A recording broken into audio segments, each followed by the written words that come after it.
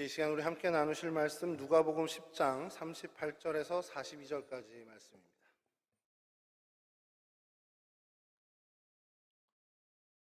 누가복음 10장 38절에서 42절 말씀인데요. 저랑 한 절씩 교독하겠습니다.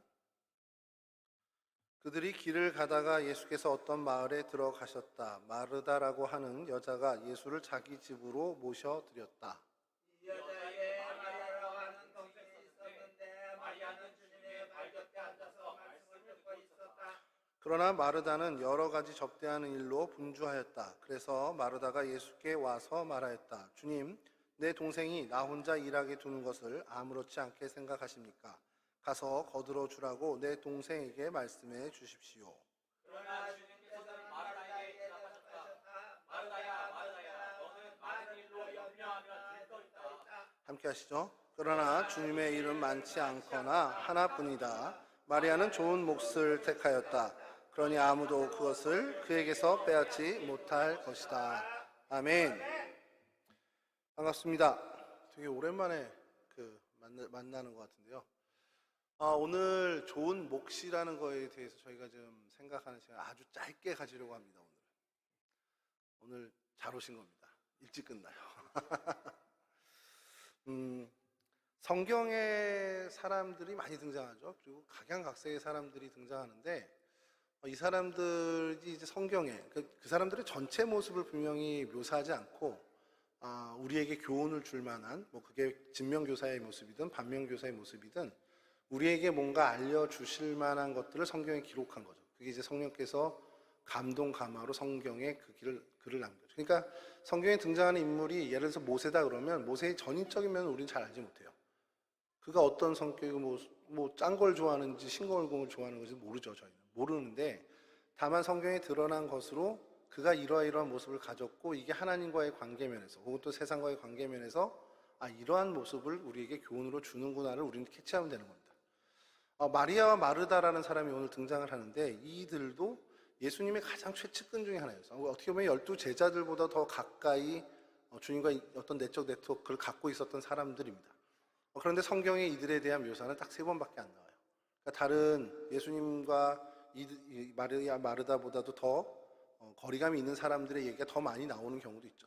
사실 사도 바울 같은 경우는 주님과 내적 친밀함이 얼마나 있을까 생각하면 거의 없다고 봐도 일단 만난 적이 없으니까. 그럼에도 불구하고 성경의 사도 바울의 이야기는 사도행전 후반부에 어마어마하게 많이 나오죠. 그러니까 그를 통해서 하나님 우리에게 가르쳐 주실 것이 있는 겁니다. 그래서 분량이 많아서 많이 가르쳐 줘야 된다, 분량이 적으니까 이 사람은 우리가 무시해도 된다가 아니라 그만큼 성경에서는 중요한 이야기들을 성경에 기록했고 그럼 우리는 그 모든 장면들을 사실 무시하지 말아야 된다는 겁니다. 그러니까 마르다 마리아에 대해서 성경을 내가 읽다가 이런 모습이 있네 라고 한다면 그 모습에 대해서 우리가 좀 한 번 더 좀 생각해 볼 필요가 있다는 거죠. 딱 3번의 장면이 나오는데요. 오늘 본문하고 두 번째는 이제 요한복음 11장에 이들의 오빠인 나사로가 죽었다가 살아나는 장면에서 나옵니다. 그리고 오늘 잠깐 또 언급하겠지만 마리아가 예수님 발에 향유를 부은 사건이 이제 등장을 하는데요. 그 3사건을 좀 보면서 정확히 2사건을 보면서 저희가 좀 얻을 교훈, 우리 청년의 때 좀 얻을 교훈을 좀 찾아보려고 합니다. 이들이 살고 있던 동네는 베단이라는 동네입니다. 베단이라고는 좀 귀에 익숙하죠? 그렇죠. 그 고난의 집이라는 뜻인데 가난한 자의 집이라는 뜻으로도 의역할 수 있고요. 또 정확하게 직역을 하면 덜 익은 무화과 나무의 집입니다. 그러니까 덜 익은 무화과 나무만 먹는 집이면 가난한 사람이잖아요. 그러니까 가난한 집이다 보니까 고난이 있는 집이니까 고난의 집 이렇게 계속 의역돼서 베다니 이러면 고난의 집, 번뇌하는 자의 집이라는 뜻을 갖고 있습니다. 그런데 이 베다니에 살고 있는데 그 지역 이름과 무관하게 이 마리아 마르다는 전승에 의하면 굉장히 부자였다는 것으로 우리가 알고 있습니다. 주님과 가까이 지냈고 또 그 요세푸스 같은 경우는 하나의 근거로 되는 것이 여기 예루살렘에서 한 3km 정도 떨어져 있어요. 여기서 3km 정도면 어느 정도일까요? 여기 3km 정도. 오리 정도. 어느 정도 여기서 가면 저기 광나루 정도 좀 넘어. 그 정도 언저리일 거예요. 지역에 있는 그 지역에 살고 있었는데 거기서 나사로가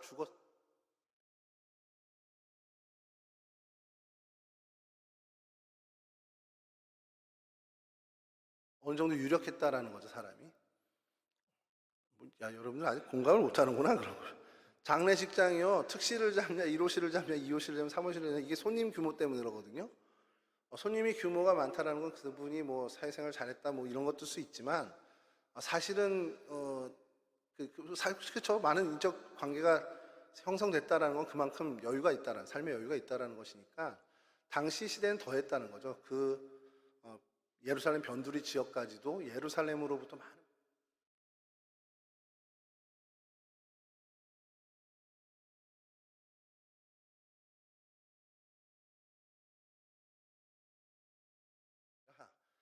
그런 모습을 보고 대략 추정을 하는 거예요. 시대 상황에 맞게. 그런 마이크가 계속 왔다 갔다 해가지고 지금 좀 잡으셨습니까? 아직 아니에요? 안 돼요? 그런데 계속 여기 이쪽에서 왔다 갔다 하는데 지금 여러분 기도하셔야 됩니다. 이게 마귀가 틈타는 거예요. 이게. 열심히 기도하셔야 돼요. 우리 예배를 방해하지 않도록 이렇게. 저 들리는 건 상관없으니까 모니터는 꺼주셔도 돼요. 집사님 이쪽 모니터 스피커는 꺼주셔도 되고요. 여러분만 잘 들리면 됩니다. 그런 어떤 유력한 사람이었다. 그리고 그 사람이 예수님과 굉장히 밀접한 관계를 갖고 있었다. 그리고 전승에 의하면 예수님 부활 승천 이후에 이들의 기록이 완전히 사라집니다. 이게 굉장히 그 성경학자들의 수수께끼예요. 그토록 가까이에 지냈던 사람, 더더군다나 나사로는 죽음을 이기고 되살아난 소생했던 사람인데 초대교회의 어떤 지도자 그걸 분명히 했을 수도 있다라는 거죠, 가능성이.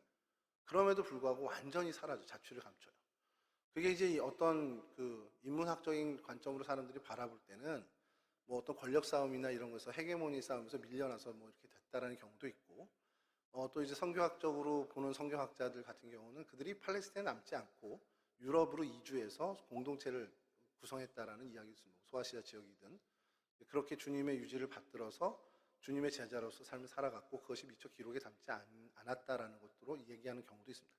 뭐 그건 중요한 게 아닌데 어쨌든 예수님과 굉장히 밀접했고 예수님이 이 세 남매에 대해서 애정이 굉장히 많으셨고 그리고 나사로가 죽었을 당시에 주님께서 눈물을 흘리실 정도로 아꼈던 사람들이라는 건 분명합니다. 그리고 이 세 장면, 성경에 등장하는 세 장면이 마리아와 마르다가 분리되지 않고 항상 같이 나와요. 그러면서 우리에게 주는 교훈은 이 두 사람의 신앙의 모습, 삶의 모습을 약간은 대비시켜주면서 우리에게 선택을 좀 강요하는 듯한 그런 장면들을 보여주고 있습니다. 먼저는 오늘이 사실 오늘 본문이 제일 중요한데, 예수님께서 이 무슨 일정인지 모르지만 하여간 이 베다니를 지나다가 이 집에 들리시게 됐습니다. 근데 베다니를 지나시는 일은 흔했을 거예요. 왜냐하면 예수님이 공식적으로만 예루살렘에 3번 올라가셨는데 뭐 비공식적으로 몇 번 더 올라가셨을 거라는 추정을 합니다. 근데 어쨌든 예루살렘으로 올라가는 그 길목에 베다니를 거치는 그 경로를 주로 사용하셨고, 그러다 보면 이제 베다니에 있는 이 마르다의 집에 어떻게 들리실 경우가 많이 있었겠죠. 그 어느 일정 중에 한 번이 오늘 이 예수님을 접대하는, 예수님을 초대해서 식사를 하는 이 사건이 벌어진 그 일정이었겠죠. 누가복음 10장에 기록된, 오늘 본문에 기록된 것, 어쨌든 마르다라 이름하는 한 여자가 자기 집으로 영접을 하게 되는데요. 이 표현이 조금은 불편한 표현입니다. 성경학자들이 볼 때는 자연스럽지 않은 거예요. 오빠가 나사로예요. 그다음이 마르다고 그 밑에가 마리아입니다. 그런 집이 있다 치죠. 그럼 여러분들 같으면 당시 시대 문화의 상황에서 누구네 집입니까? 나사로네 집이죠. 호산이네 집입니까? 호찬이네 집입니까? 그래요? 유장로님 댁입니다. 그렇군요. 그게 있네. 저를 예원이 아빠라고 주로 아닙니까? 예훈이 아빠라고 주로 제가 불릴까요? 예원이 아빠로 주로 불리죠. 대부분 그래요. 안 그런가? 예림이 엄마라고 안 하나요, 보통? 김윤성 권사님? 용준이 엄마라고 보통 하나? 아니에요? 그렇죠. 여기도 그래요. 더더군다나 유대 사회에 남자 오빠가 있어요. 그럼에도 불구하고 성경에서 나사로의 집이라고 하지 않고 마르다의 집이라고 표현을 한다는 게 굉장히 이례적인 겁니다. 그래서 성경학자들이 또 연구를 하죠. 왜 마르다가 그 가정의 대표가 됐을까? 이런 얘기를 하면서 마르다의 남편의 집이 아니었을까? 그 큰 집이. 그리고 그것을 또 한 걸음 더 나가서 얘기는 그 나병 환자였던 시몬의 집에서 향유 사건이 벌어졌으니 마르다와 그 시몬이 부부가 아니었겠냐라는 얘기까지도 합니다. 아무 근거는 없고 그냥 그렇게 성경학자들이 계속 연구를 해 나가는 건데, 근데 그 어쨌든 이해하기 힘든 그 표현, 가정의 대표로 마르다가 언급된다라는 것, 나사로에 대해서 언급되지 않고 마르다에서 언급된다라는 것, 그것은 그럼 결국엔 성경을 기록하게 된 성령 하나님께서 누가를 통해서 이렇게 기록하게 된 것이, 이 초점을 지금 나사로에게 맞추지 말고 마르다와 마리아에게 맞추자라는 것을 우리에게 의도적으로 지금 보여주신다라는 것을 저희가 해석하면 가장 아마 그것이 정확한 의도가 아닐까라는 생각이 듭니다. 그런데 이것도 이해하기 어려운데 그 다음에 또 이해하기 어려운 일이 나옵니다. 한번 오늘 본문의 장면을 상상해 보세요. 마르다가 예수님께 가서 내 동생 좀 일 좀 도우라고 해주세요 할 정도로 마리아가 이 일에 가담을 안 합니다. 그럼 뭐 하고 있었다는 거죠? 그때 예수님의 발치에 앉아서 예수님의 말씀을 듣고 있었어요. 이것도 불편한 겁니다. 우리는 아무렇지도 않죠. 예수님께서 말씀하시는데 뭐 그 가까이 앉아가지고 다른 제자들과 함께 예수님의 말씀을 듣고 있었다는 게 뭐가 어색한데요? 당시의 남녀 문화라든지 어떤 그 랍비 세계의 그 교육 문화에서는 여자가 그 발치에 앉아서 다른 남자 제자들과 함께 무언가 그 가르침을 듣고 있다라는 것은 어색한 장면인 거예요. 제가 오늘 유초등 설교를 했는데 오늘 계속 불편합니다. 오늘 본문, 청년부 본문도 그렇고 유초등 본문도 그렇고 남녀 차별의 얘기를 계속 해야 돼요. 당시에는 여자는 사람으로 안 쳤어 뭐 이러면서, 오늘은 슬로브아세 딸들 얘기를 하면서 유초등부에서 아들이 죽어서 상속할 사람이 없으면 재산을 상속을 안 해주는 게 유대의 법이었어요. 옛날에 딸이 있어도 딸한테는 안 갔다는 거죠. 슬로브아 얘기는 다 아시죠? 그래서 있어요, 그런 사람이. 슬씨라는 사람이 있어요. 광야 슬씨가 있어요. 이렇게. 그 슬로브아스의 딸이 5이 있었고 아들이 없었는데, 이 슬로브아시 가나안 땅을 분배받기 전에 죽어버려요. 그럼 그 지파가 그 므낫세 지파인데 땅을 받기로 한 거는 당연히 그 딸 5에게 나눠줘야 되는 게 상식이잖아요. 근데 딸들이니까 안 주겠다는 거야, 유대 공동체에서, 그 이스라엘 공동체에서. 이게 억울합니까? 억울합니까? 이거 말도 안 되는 거죠. 오늘날 같으면 벌써 소송 들어갔죠. 그래서 뭐 배상 얼마 하라 판결 났을 텐데, 당신 그게 상식이었다는 거예요.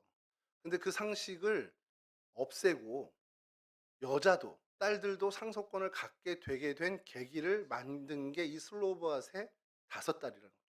그들이 그냥 에휴, 시대가 그런데 우리가 어쩔 수 없이 그냥 있었으면, 그냥 주저앉았으면 그 유대 전통이 언제 바뀌었을지 몰라요. 근데 그들이 용기를 내서 그 이야기를 함으로 그 가나안 입성 전, 모세가 그 지도자로 물러나고 여호수아가 지도자를 세우기 그 전에 그 법률, 율법이 바로 개정되게 됐다는 겁니다. 굉장히 놀라운 사건인데, 성경에서 그 얘기를 이제 막 해서 막 흥분돼서, 야 이게 봐, 이렇게 해서 온당하고 정당하게 법이 어떻게 체계를 갖춰지고 수정되고 그래서 하나님의 뜻이 더 이 땅 가운데 실현돼라는 얘기를 하고 싶어도 별로 주목을 안 하는 거예요. 왜냐하면 이미 여러분들은 누리고 있거든.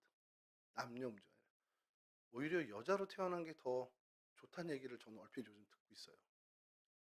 군대 가는 청년들한테. 아, 진짜 여자로 태어났어야 되는데 내가 왜 가서 18개월 동안 군 생활을 해야 되는지 모르겠다고.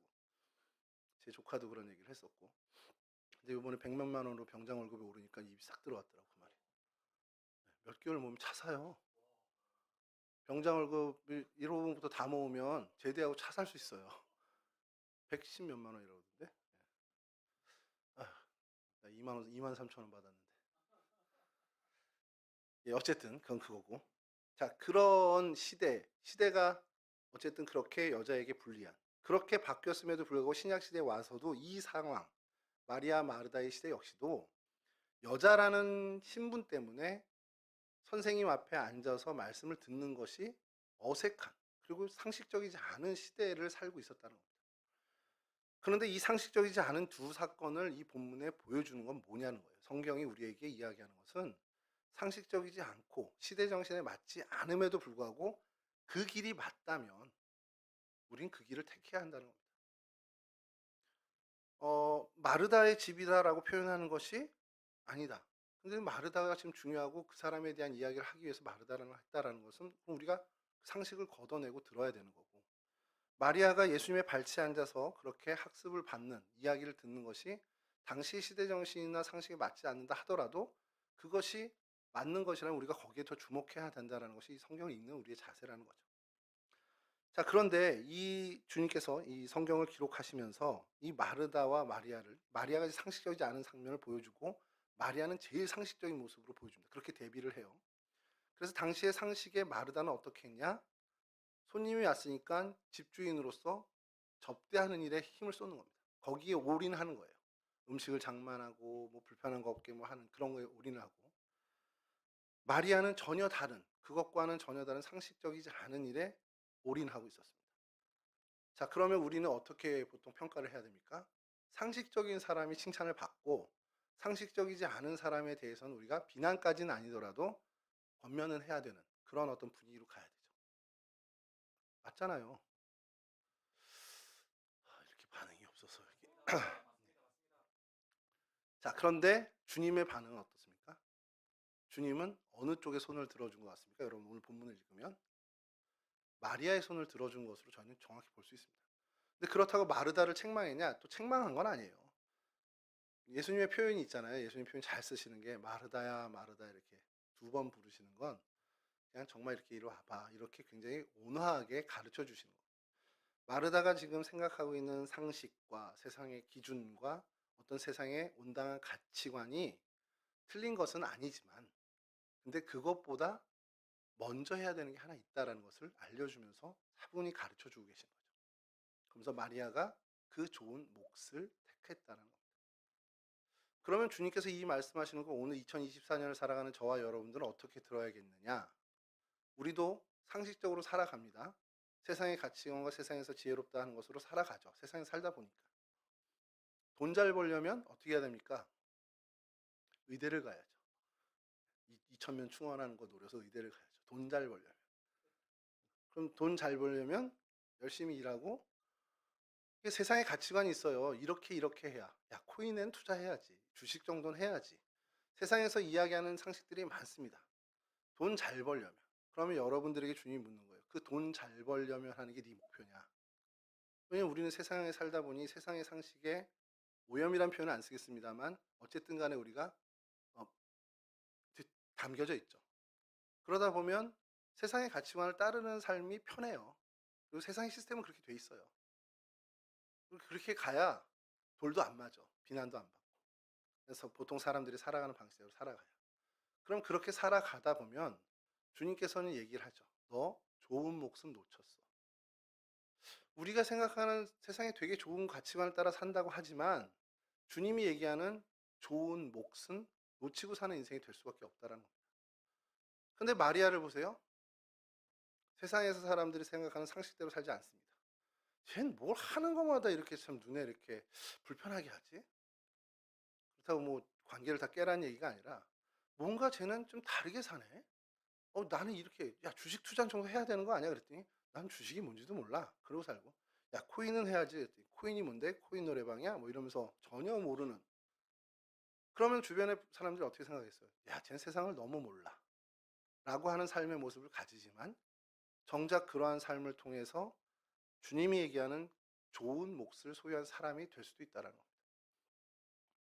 만약에 이 두 가지밖에 없다면, 물론 그 많은 경우일 수도 있겠지만 여러분들 앞에 놓여진 경우의 수가 딱 두 가지밖에 없다면 어디를 택하는 것이 지혜롭냐는 거예요. 세상 사람들이 조금은 의아해하고, 그래서 미워하고 싫어한다는 건 아니에요. 좀 이해 못하고, 쟤 왜 저렇게 살까? 궁금하네. 라고 이해하지 못하고 공감하지 못하나 좋은 목숨을 가진 사람으로 살 것인지, 아니면 세상 사람들도 야, 쟤는 정말 잘 살아. 인생 저렇게 살아야 돼. 야, 쟤처럼 살아야 돼. 하나 좋은 몫을 놓치고 사는 사람이 될지. 그럼 그거를 우리는 결정해야 한다는 겁니다. 좀 불편한 얘기일 수 있겠지만 여러분 교회에서 봉사하고 열심히 하는 것 참 좋습니다. 봉사 안 하는 사람 없죠, 우리. 심지어 우리 오늘 윤섭 형제는 이 자리에서 설교까지 했습니다. 내가 유초등부 설교만 안 했으면 내려와 들어야 되는데 그걸 못 들었어요. 그래서 제가 막 개탄하고 있으니까 우리 전대준 장로님께서 녹화됐습니다 그러시더라고요. 그래서 오늘 유튜브 들어가서 공적인 의심에 대해서 이야기한 도마에 대해서 주제로 설교를 하는 우리 윤섭 선생님의 설교 좀 들어보고 제가 인용할 것 있으면 저자의 허락을 받아 다음 설교에 한번 인용을 해보려고요. 자, 그런 봉사의 자리. 여러분들, 우리 청년들 제가 보면 참 감사한 것들이 쉬는 사람 없잖아요. 우리 청년들. 전에 있던 교회 청년분 한 30% 정도는 봉사하고 한 70%는 놀았습니다. 논다기보다 안 했습니다, 봉사를. 그 정도 비율이에요. 많이 가면 한 50% 정도? 근데 저희는 99.9% 봉사를 합니다. 청년들이 거의 다. 하잖아요. 세준 형제도 봉사하잖아요. 청년부 총무? 오늘 엄청나게 엑셀 작업하던데. 예. 봉사의 자리 하는 거 되게 좋아요. 근데 항상 한편에 꼭 여러분 염두에 두셔야 되는 게 있습니다. 이 봉사가 나로 하여금 좋은 몫을 놓치게 할 수도 있다라는 거. 무슨 얘기냐면 봉사도 중요하고 열매입니다. 근데 이 과정과 스텝을 거쳐서 봉사의 열매가 맺혀져야 하는데 혹 우리가 첫 번째 스텝을 놓치고 건너뛰고 이 봉사의 열매만 취하려고 하는 것이 있을 수도 있다는 거예요. 그게 여러분들의 잘못이 아니고 이 한국교회 시스템이 그렇게 돼버린 겁니다. 무슨 얘기냐? 요즘 제가 계속 강조하잖아요. 여러분, 이 봉사라는 것은 내가 하나님과의 관계에서 너무 은혜로 충만하고 하나님의 은혜에 감사하고 하나님께서 주신 것이 너무너무너무 소중하고 해서 내가 하나님께 뭘 드릴까 고민하며 내가 하나님께 수고의 땀을 흘리고 봉사의 열매를 드리는 이 과정을 거쳐야 되는 겁니다. 그게 맞죠. 근데 하나님과의 관계는 몰라. 그냥 교회 시스템이나 한국교회 시스템이 가면 무조건 청년부 가면 해야 되는 거야 라고 해서, 근데 그게 나쁜 건 아니잖아. 나한테도 좋은 거고 즐거운 일일 수도 있고 약간은 귀찮을 수 있지만 그래도 하는 게 맞는 거잖아요. 그러니까 요 과정은 생략한 채 봉사의 열매에만 먼저 집중하는 경우가 있습니다. 물론 하나님이 은혜로우셔서 그러다가 하나님을 더 만나게 되고 하나님의 은혜를 체험하게 되는 경우가 거의 다 있어요. 근데 만약에 그렇게 하나님이 주시는 은혜를 못 누리고 봉사에만 매몰돼서 나는 그냥 교회 와서 기계적으로 봉사하는 사람이야 라고만 하고 하나님으로서 받는 은혜가 하나도 없다면, 하나님과의 관계가 바르게 정돈되지 않고 바른 관계로 정말 하나님과 나의 관계, 이것이 별 의미 없는 관계로 그냥 지나가고 소위 말하는 신앙 없이 믿음 없이 봉사에만 매몰된다면 오늘 본문의 이야기처럼 좋은 몫을 놓친, 정말 절대적인 좋은 몫을 놓친 인생으로 갈 수밖에 없다는 겁니다. 그래서 여러분들이 봉사의 자리에 있을 때에도 하나님과의 관계라는, 주님의 발끝에 앉아서 주님의 말씀을 경청하고 주님의 말씀의 은혜를 받고 주님께 예배함으로 그 관계가 돈독해지는 그것을 놓치지 않게 하겠다라는 그 마음을 항상 여기 염두에 두어야 된다는 거예요. 그게 우리에게 사실 제일 필요한 것 중에 하나라는 거죠. 마리아가 그런 인생을 살았고 마르다가 그것을 살짝 놓친 듯이 보이는 게 이 첫 번째 장면이에요. 그러면 마리아는 그걸 놓치지 않았으니까 박수 받고 정말 최고야 이렇게 해야 되냐? 그건 아닙니다. 그게 첫 번째 스텝이긴 맞지만 마리아가 그게 최고의 어떤 모범적인 모습을 보이는 건 아니에요. 그렇게 듣고 이제 그도 헌신과 봉사의 자리로 나가야죠. 마르다는 그럼 비난을 받아야 되냐? 아니요, 마르다가 주님과의 관계를 놓쳤다는 건 어디 표현해도 없습니다. 다만 그가 그것보다 주님을 섬기고 봉사하는 것에 너무 매몰되다 보니까 거기에 분주하다 보니까 이것을 잠시 잊었던 것 같아요. 그래서 본문에서도 얘기합니다. 오늘 본문에서 제가 원어를 잘 안 쓰려고 하는데 웬만하면 마르다는 여러 가지 접대하는 일로 분주하였다라는 그 표현에 분주하였다가 헬라어로 페리스파오라는 단어인데 이게 분주하였다는 말로 번역이 돼서 그렇지 실제로는 끌어당기다라는 단어입니다. 이게 이제 수동으로 돼서 표현이 돼요, 언어에는. 그러니까 뭐냐면 마르다는 여러 가지 번잡한 일이 마르다를 끌어당겼다라는 표현입니다. 그러니까 마르다는 그가 능동적으로 한 게 아니라 이 분주한 일들이 나를 끌고 다니는 거예요. 그러니까 이 일들이 나를 끌고 다니는 겁니다. 그러니까 이게 어떻게 보면은 주님과의 관계가 훼손됐다라는 표현보단 너무 일에 파묻혀서 매몰됐다라는 표현이 됩니다. 자, 그리고 나서 제가 아까 세 장면이 나왔다는데 두 번째 장면이 나사로의 그 소생 장면이고 그건 좀 넘어가고요. 세 번째 장면이 향유를 부은 사건인데 거기가 요한복음 12장입니다. 근데 거기에서도요 비슷한 표현들이 나옵니다. 마르다에 대해서 똑같이 표현하는데 이건 제가 읽어드릴게요. 거기서 예수를 위하여 잔치를 베풀었는데 마르다는 시중을 들고 있었고 나사로는 식탁에서 예수와 함께 음식을 먹고 있는 사람 가운데 끼어 있었다. 마르다에 대해서 다시 똑같이 표현을 합니다. 큰 잔치를 베풀었는데 마르다는 시중을 들고 있었고, 이 표현에선 페리스타고가 안 나와요. 제대로 일을 하고 있었던, 제대로 주님을 섬기고 있었던 겁니다. 그러니까 마르다도 이 일들이 나를 끌고 다니던 그런 어떤 매몰돼 있던 그 봉사 현장에서 정신을 차린 거죠. 그리고 그가 후에는 어떻게 됐냐? 정말 높은 가치, 칭찬할 만한 가치, 주님과의 관계는 온전해지고, 그래서 주님을 온전히 섬기는, 주님께 시중 들고 있었던 모습의 봉사자로 국권에 세워진 겁니다. 사실 이 모습이 우리의 목표죠. 그럼 마리아는 어떻게 됐냐?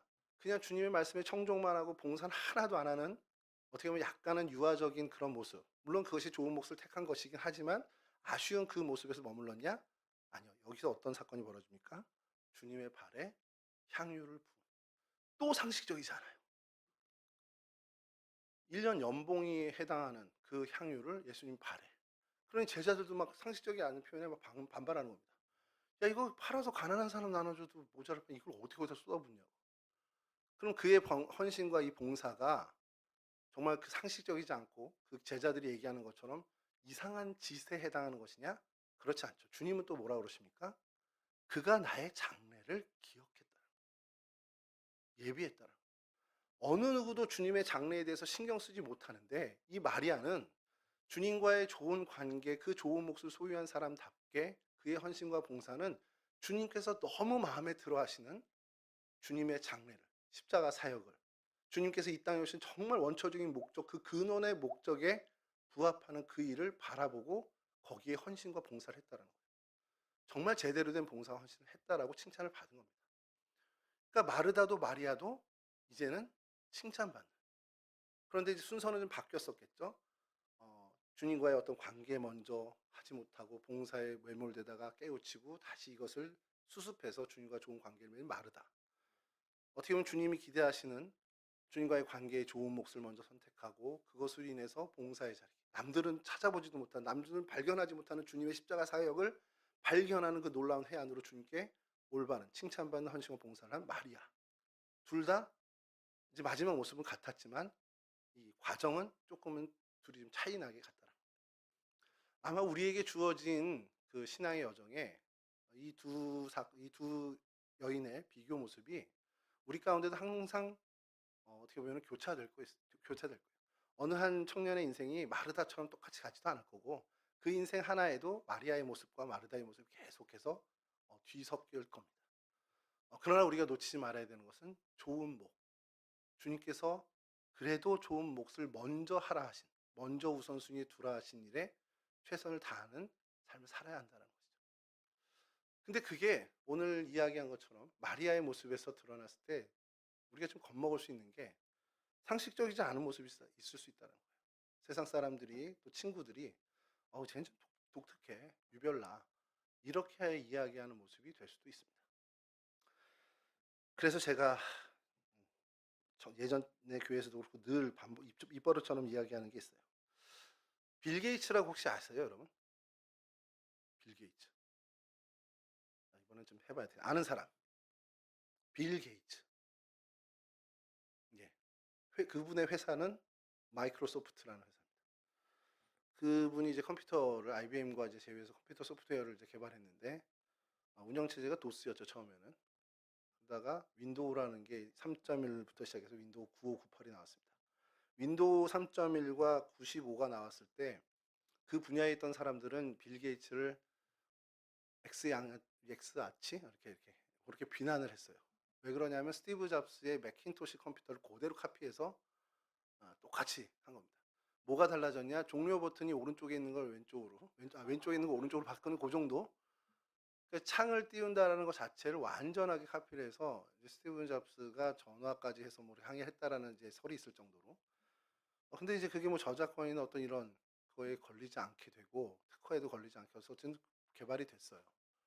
그리고서는 당시에 뭐 30% 점유를 하고 있던 맥킨토시가 완전히 없어서 8, 90%까지 점유를 하게 됩니다. 윈도우 OS가. 그러니까 그 분야를 사건을 아는 사람들은 빌 게이츠는 뭐 못쓸 놈이라고 하면서 아주 막 싫어하는 사람이 되게 많았어요. 근데 빌 게이츠를 좋아하는 사람도 많죠. 획기적인 어쨌든 이 컴퓨터 세계 패러다임을 바꾼 사람이니까 인정하면서 대단한 사람이라고 좋아하는 사람도 있습니다. 저도 사실은 좋아하는 사람 쪽에 섰다가 마이크로소프트 그 MS 워드와 엑셀, 파워포인트 가격을 올리는 그때에 제가 이제 마음을 돌아서서 싫어하는 사람으로 됐죠.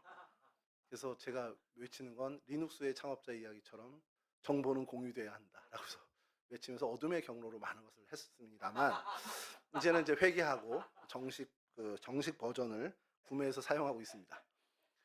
여하튼 빌 게이츠라는 사람을 이야기할 때 저 사람을 싫어하는 사람도 엄청 많고 좋아하는 사람도 엄청 많아요.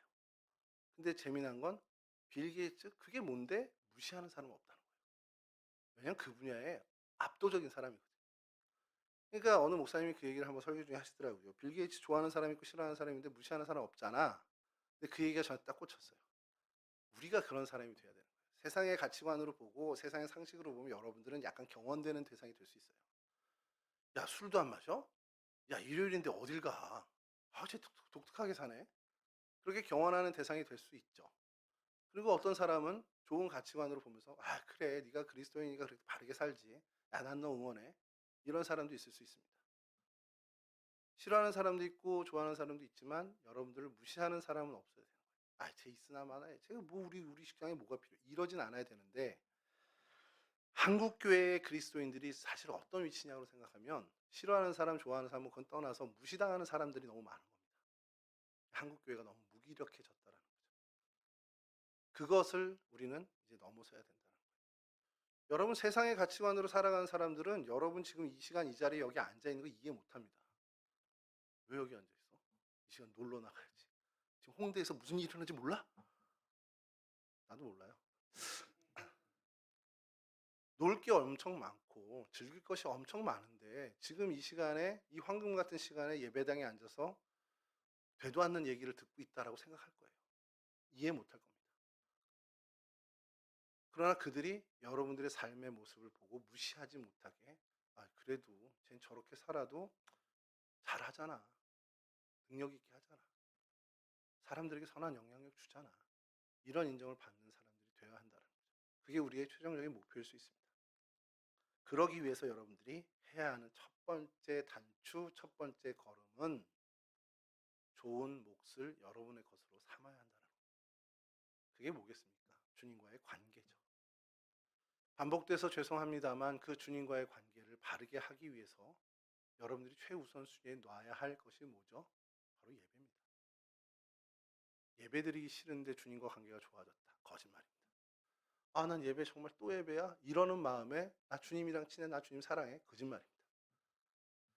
여러분 주님을 사랑하는 척도는 정말 명확하게 여러분들 마음 가운데 예배에 대한 자리에 사모합니다. 예배 자리가 지루해요? 주님과의 관계가 좋지 않은 겁니다. 예배 빨리 기다리고 시계 쳐다보고 있습니까? 주님과의 관계가 사랑의 관계로 철저하게 맺혀진 관계가 아니라는 증거입니다.